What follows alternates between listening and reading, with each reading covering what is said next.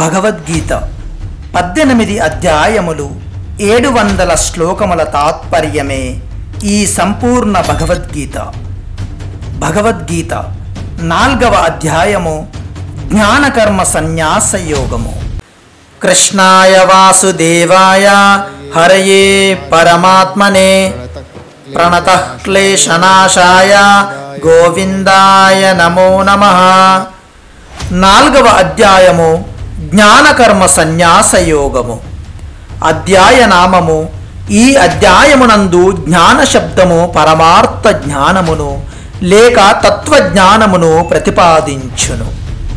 కర్మ శబ్దము కర్మయోగమును అనగా యోగ మార్గమును సూచించును. అట్లే సన్యాస శబ్దము సాంఖ్యయోగమును లేక జ్ఞాన మార్గమును తెలుపును. వివేక జ్ఞానము మరియు శాస్త్ర జ్ఞానము అనునవియును జ్ఞాన శబ్దములో చేరినవే. ఇందు భగవంతుడు తన అవతార రహస్యములను కర్మయోగము యొక్క యథార్థ తత్వమును అట్లే సన్యాస యోగమును గూర్చియు విశదపరిచెను.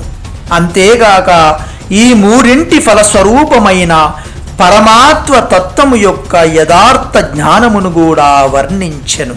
అందువలన ఈ అధ్యాయమునకు జ్ఞాన కర్మ సన్యాస యోగము అని పేరు పెట్టబడినది. అధ్యాయ సారాంశము. ఈ అధ్యాయమునందలి 1, 2, 3 శ్లోకములలో కర్మయోగ విషయ పరంపరము దాని ప్రశంసయు చేయబడినది. 4వ శ్లోకములో శ్రీకృష్ణుని జన్మ యొక్క పూర్వాపర విషయములలో అర్జునుడు తన సందేహమును ప్రకటించెను. తనకును అర్జునునకును పెక్కు జన్మలు గతించినవనియు వాటిని తాను ఎరుగుదననియు అర్జునుడు ఎరుగడనియు 5వ శ్లోకమున శ్రీకృష్ణ భగవానుడు తెలిపెను. 6, 7, 8 శ్లోకములలో భగవంతుడు తన అవతార తత్వమును రహస్యమును సమయమును కారణములను తెలిపెను. 9, 10 శ్లోకములలో భగవానుడు తన జన్మలు కర్మలు దివ్యములనియు తనను ఆశ్రయించిన వారికి భగవత్ ప్రాప్తియే ఫలమనియు వివరించెను. 11వ శ్లోకమున తన భక్తుల ప్రవృత్తికి సేవలకును అనుగుణముగా శీఘ్రముగానే లభించునని తెలిపెను.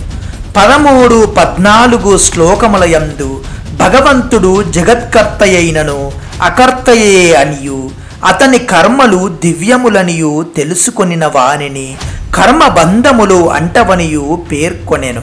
అందువలన ప్రాచీన ముముక్షువుల రీతిగా నిష్కామ కర్మలను ఆచరింపమని 15వ శ్లోకమున భగవానుడు అర్జునుని ఆజ్ఞాపించెను.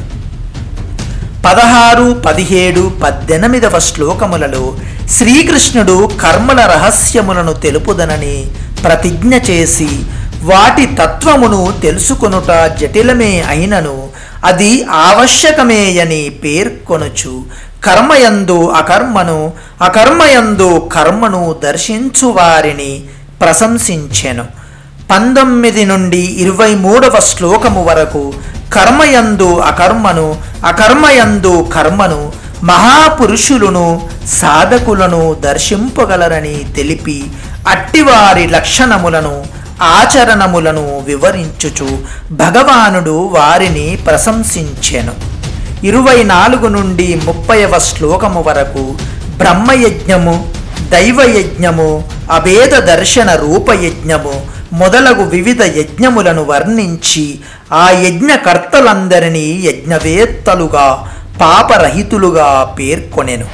31వ శ్లోకమున యజ్ఞశిష్టామృతమును సేవించిన వారికి సనాతన బ్రహ్మప్రాప్తి కలుగుననియు యజ్ఞములను ఆచరింపని వారికి ఇహపరలోక సుఖము లేవయును లభింపనియు భగవానుడు తెలిపెను. 32వ శ్లోకమున పైన తెలిపిన యజ్ఞములన్నీయును వేదముల ద్వారా విస్తరింపబడినవనియు వాటి తత్వములను ఎరిగి ఆచరించుట వలన మానవుడు కర్మబంధముల నుండి ముక్తుడగుననియు తెలిపెను. 33వ శ్లోకమున ద్రవ్యమయ యజ్ఞముల కంటెను జ్ఞానయజ్ఞము ఉత్తమమైనదని తెలిపెను. 34, 35వ శ్లోకముల యందు జ్ఞానులైన మహాత్ముల కడకేగి వారి నుండి తత్వజ్ఞానమును పొందమని అర్జునుని ఆదేశించుచు ఆ తత్వజ్ఞానమును ప్రశంసించెను. 36వ శ్లోకమున జ్ఞాన నౌక ద్వారా పాప సముద్రమును తరింపవచ్చుననియు, 37వ శ్లోకమున అగ్ని ఇంధనముల వలె జ్ఞానాగ్ని శుభాశుభ కర్మలను భస్మమునర్చుననియు నుడివెను. 38వ శ్లోకమునందు జ్ఞానము పవిత్రమైనదనియు అది శుద్ధాంతఃకరణము గల కర్మయోగికి సహజముగానే లభించుననియు తెలిపెను. 39వ శ్లోకమున సంయమయమైన శ్రద్ధాళువే తత్వజ్ఞానమునకు అర్హుడనియు జ్ఞాన ప్రాప్తితో శీఘ్రముగా పరమశాంతి లభించిననియు భగవానుడు నుడివెను. 40వ శ్లోకమున శ్రద్ధయు వివేకము లేని సంశయాత్ముడు పరమార్థము నుండి భ్రష్టుడగుననియు అట్టివానికి ఇహపర సుఖముల ఉండవనియు తెలిపెను.